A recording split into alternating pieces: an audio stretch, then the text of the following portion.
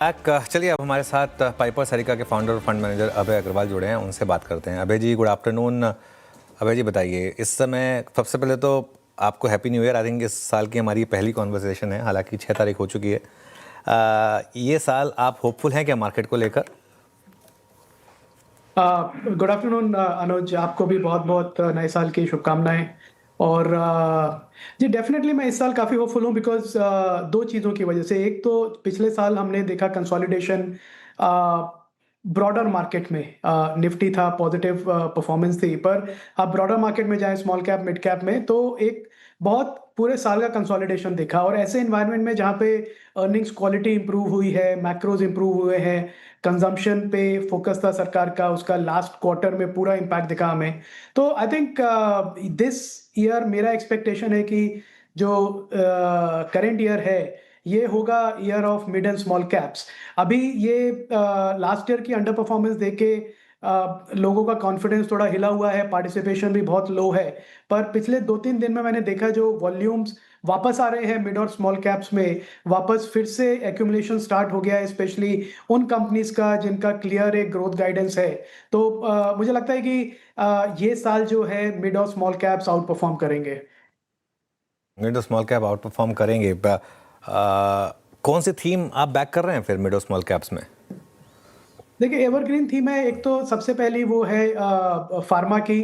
मुझे लगता है कि हमारी काफ़ी कंपनीज ने बहुत अच्छा काम किया है। स्मॉल और मिड कैप्स में इनोवेशन पे फोकस किया है, और टैरिफ के प्रेशर को पूरा लेते हुए अपना खुद के फैसिलिटीज उन्होंने एक्वायर करी हैं यूएस में, जो टैरिफ से उनको थोड़ा प्रोटेक्शन भी दे रही है। So I think pharma, mid cap, small cap, specially company जो सीडीएमओ पे फोकस्ड है, वो मुझे लगता है कि बहुत ही अच्छा स्पेस है जो मल्टी बैगर रिटर्न देगा यहाँ से। दूसरा है अनुज, ऑटो एंसिलरीज, जो मैंने देखा है, हमने पिछले 6 महीने में इसमें काफ़ी रिसर्च किया है स्पेस में, और देखा है कि काफ़ी कंपनीज हैं जो अब एक ग्लोबल लेवल के सप्लायर्स बन रहे हैं। जो लोकल मार्केट है वो इनको वॉल्यूम्स देता है प्रॉफिटेबल बनने का, पर जो इनकी अब ग्रोथ और वेरी प्रॉफिटेबल ग्रोथ जो अब आ रही है, वो आ रही है इंटरनेशनल मार्केट से, स्पेशली यूरोप से और इवन यूएस से, डिस्पाइट द टैरिफ प्रॉब्लम्स। तो आई थिंक ऑटो एंसिलरीज जो है, जहाँ पे इनोवेशन क्लियरली विजिबल है पिछले साल भर से,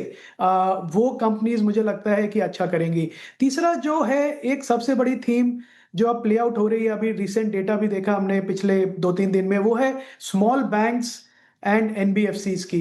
मुझे लगता है बहुत क्रेडिट साइकिल जो बुरी थी पिछले 2 साल से, उसका पूरा नेगेटिव इम्पैक्ट लेके अब एक रिकवरी की जोन में जा रहे हैं। तो आप जितने भी स्मॉल फाइनेंस बैंक्स और एनबीएफसीज को देखेंगे, मुझे लगता है एक्यूमुलेशन का फेज ऊपर उनका ओवर हो गया है, और अब यहाँ से वो आउट परफॉर्म करेंगे लार्ज बैंक्स को, फॉर टू रीजंस। एक तो वैल्यूएशन काफी सस्ती है इनकी बॉटम ऑफ द साइकिल पे, और दूसरा ग्रोथ ट्रिगर्स इनमें सारे हैं अभी।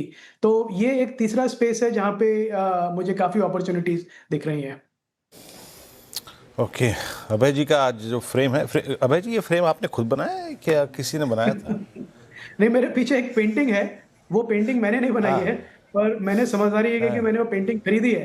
तो हाँ।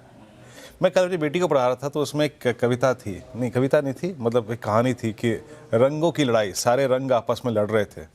कुछ जी। ऐसे ही आप देखिए नज़ारा जो है वो पीछे है।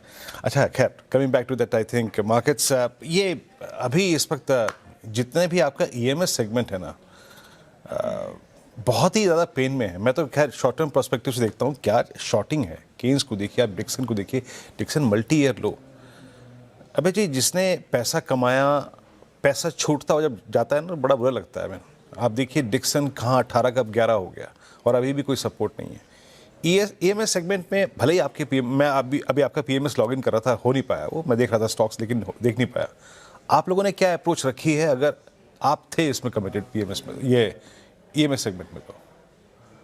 तो पीएमएस सेगमेंट में, ईएमएस सेगमेंट डेफिनेटली हमारी एक बड़ी बेट रही है, और बहुत प्रॉफिटेबल बेट रही है हमारे लिए। क्योंकि वीरेंद्र, इसमें आप अभी का पेन देख रहे हैं, पर जो लॉन्ग टर्म इसमें इन्वेस्टर उसमें रहा है, उसके लिए नफे में अभी थोड़ा नुकसान है, मैं कह सकता हूं। अभी हमारे मॉडल पोर्टफोलियो में दो स्टॉक्स हैं, एम्बर और सिरमा एसजीएस। पर मुझे लगता है कि ये जो करेक्शन हम देख रहे हैं कुछ कंपनीज में, जहां पे वैल्यूएशन की करेक्शन है, एक अगेन मार्केट आपको एक फिर से अपॉर्चुनिटी दे रहा है कि आप high quality growth stocks eight reasonable price add करें।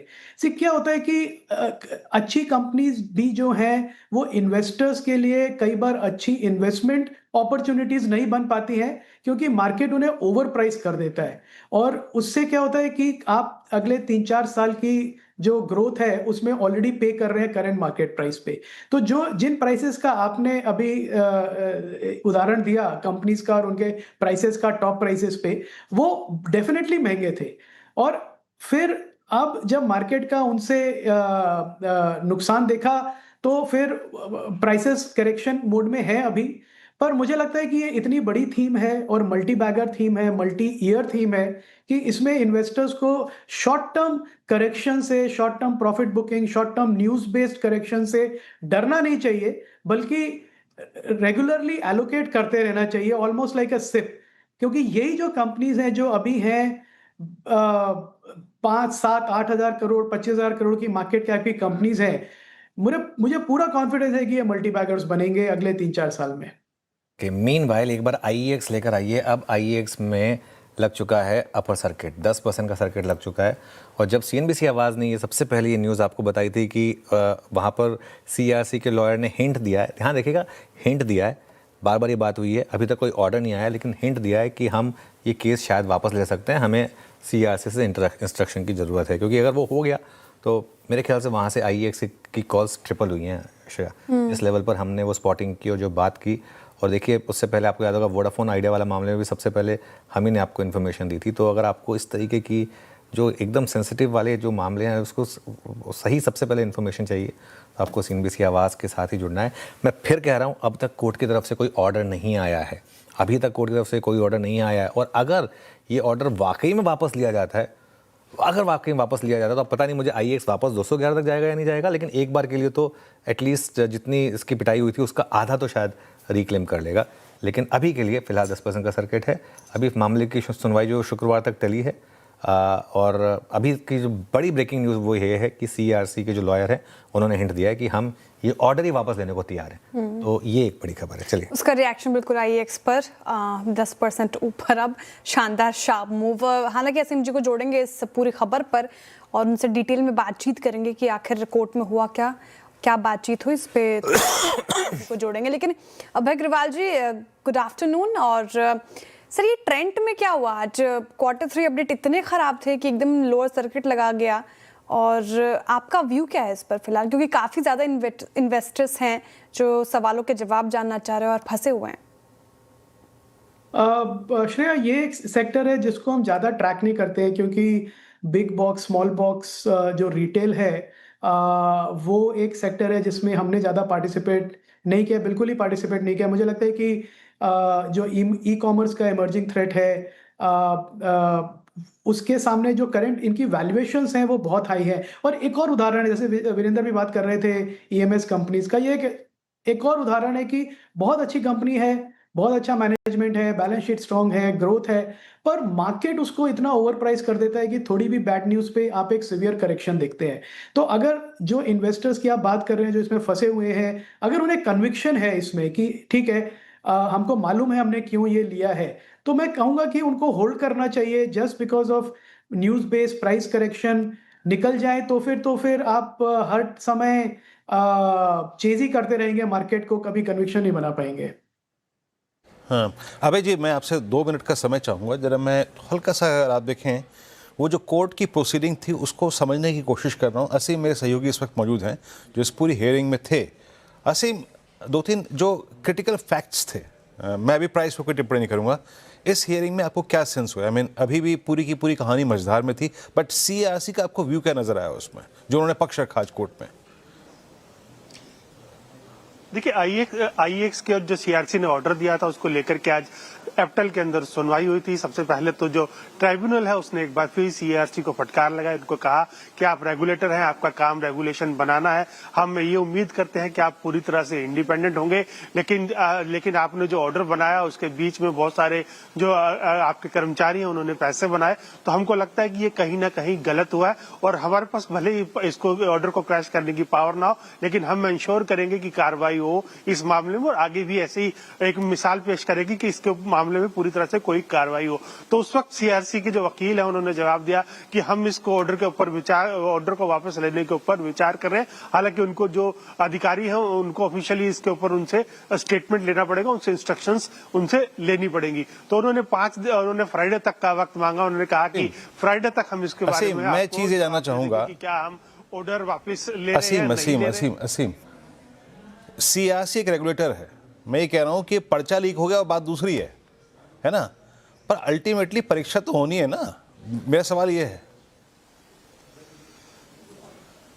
जी सही कहा आपने। देखिए सवाल यह है, लेकिन उस काफी सारा उन्होंने कहा कि कई सारी इस ऑर्डर जो आईएक्स थी उसकी दलील थी कि बहुत सारी जो इसकी ऑर्डर की कंडीशंस थी उसको मेट नहीं किया गया, और जो इस ऑर्डर को पहले लीक कर दिया गया वो भी है। लेकिन इसमें सीआरसी ने कहा कि अभी हम रेगुलेशन बनाने के ऊपर भी विचार नहीं कर रहे हैं। पहले ये कहा गया था कि हम जनवरी में इसको लेकर के कोई फाइनल गाइडलाइंस लेकर के आएंगे, लेकिन अभी तक कोई हम फाइनल गाइडलाइंस नहीं ले आए, और हम इस ऑर्डर को विड्रॉ करने के ऊपर भी विचार कर रहे हैं। हालांकि जो फाइनल इंस्ट्रक्शंस है वो उनके लॉयर फ्राइडे तक लेकर के कोर्ट के सामने पहुंचाएंगे। कोर्ट ने कहा कि अगर आप इस ऑर्डर को वापस ले रहे हैं तो हम फ्राइडे को ही इस मैटर को डिस्पोज ऑफ कर देंगे। तो एक क्लियर इंडिकेशन है कि यहाँ सीआरसी अपना जो मार्केट कपलिंग का 23/7/2025 में जो उन्होंने ऑर्डर दिया था उसको वापस लेने पर विचार कर रही है। हालांकि जो फाइनल इंस्ट्रक्शंस आएंगी उसके आधार पर जो एप्टल है वो आगे बढ़ेगा, और फ्राइडे तक ये दोबारा से इस मामले की दोबारा हेयरिंग होगी। तब जो ट्राइब्यूनल है उसके सामने सीआरसी अपना पक्ष रखेगा।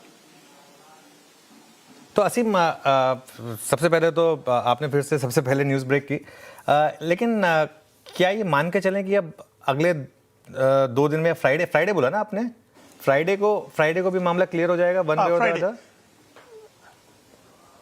देखिए फ्राइडे को ये मामला क्लियर हो जाएगा वन वे और अदर, क्योंकि उन्होंने कहा कि हम इंस्ट्रक्शन लेने की तैयारी कर रहे हैं। एक बार इंस्ट्रक्शंस हमको आ जाती है, क्योंकि उन्होंने पहले कह दिया कि हम इसके ऊपर विचार कर रहे हैं, इसको वापस लेने के ऊपर जो हमने मार्केट कपलिंग का ऑर्डर दिया था। और ये 1 जनवरी से लागू होना था, अभी तक इसके ऊपर स्टे लगा हुआ है, ये लागू नहीं हुआ। और इसके जो रेगुलेशंस आने थे वो रेगुलेशंस भी अभी नहीं आए। कोर्ट के जो ट्राइब्यूनल है उसके सामने सीआरसी ने ये जानकारी दी। उन्होंने ये भी इंडिकेट कर दिया साथ के साथ कि हम इसके ऊपर रेगुलेशन बनाने की तैयारी नहीं कर रहे हैं, और हो सकता है कि हम इसको वापस ले लें। जो भी फाइनल इंस्ट्रक्शंस होंगी वो फ्राइडे तक वो कोर्ट के जो ट्राइब्यूनल है उसके सामने कम्युनिकेट कर देंगे। चलिए, शुक्रिया असीम। इस समय की सबसे बड़ी ब्रेकिंग न्यूज़, और अब देखिए स्टॉक 13.5% ऊपर है। जब हमने इसको न्यूज़ ब्रेक की थी 3.5% था F&O का स्टॉक है इंट्राडे में, तब 3.5% में आप जोड़ दीजिए 10%। उस तरीके के गेंस आपको मिले होंगे अगर आपने सही टाइम पर एक्ट किया होता उस न्यूज़ को समझकर, जो सबसे पहले आपको CNBC आवाज़ ने दी थी। अब देखिए फ्राइडे को क्या होगा, ये एक अभी भी मामला है, लेकिन कहीं ना कहीं एक सेंस बन रही है। और सच बताऊँ तो जो पिछली बार जब मैं हेयरिंग सुन रहा था ना, तो IEX के जो वकील थे कपिल सिब्बल जी, उन्होंने एक बात कही थी कि अगर मेरा एक्सपीरियंस सही है तो सीआरसी अपने आप ही ये ऑर्डर वापस ले लेगा। उन्होंने ये बात कही थी, उन्होंने ये बात कही थी कि सीआरसी अपने आप ही ये ऑर्डर वापस ले लेगा, क्योंकि अगर ये कोर्ट में गया मामला और वो इनसाइडर ट्रेडिंग वाली मामला पूरी तरीके से सामने आया तो बहुत दिक्कत हो सकती है। उन्होंने ये बात कही थी। और खैर एनीवे, अबे जी, आपके पोर्टफोलियो में है क्या IEX या कोई और एक्सचेंज स्टॉक? नहीं, कैपिटल मार्केट स्टॉक्स हैं जैसे CDSL और CAMS। IEX नहीं है।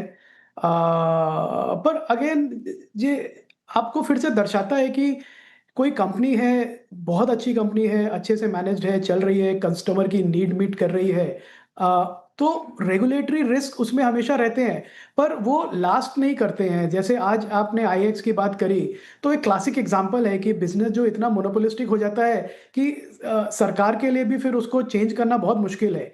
तो अगेन बात वही आती है कि अगर आपने अच्छा स्टॉक कुछ लिया हुआ है, वो ऊपर नहीं तो जाएगा न्यूज़ बेस्ड, पर कन्विक्शन है तो आप उसको होल्ड कर सकते हैं। तो एक्सचेंज स्टॉक्स मुझे लगता है कि सारे इस समय एक बहुत ही स्वीट स्पॉट में है, और क्लियर रनवे है और कंपटीशन नहीं है, क्योंकि आप किसी का भी नाम ले लीजिए, MCX, BSE, ड्यूओपोली है या मोनोपोली है सब एक्सचेंजेस की। सो आई थिंक अगर वैल्यूएशन फेवरेबल है जो IEX की तो डेफिनेटली है, तो I think is a good opportunities.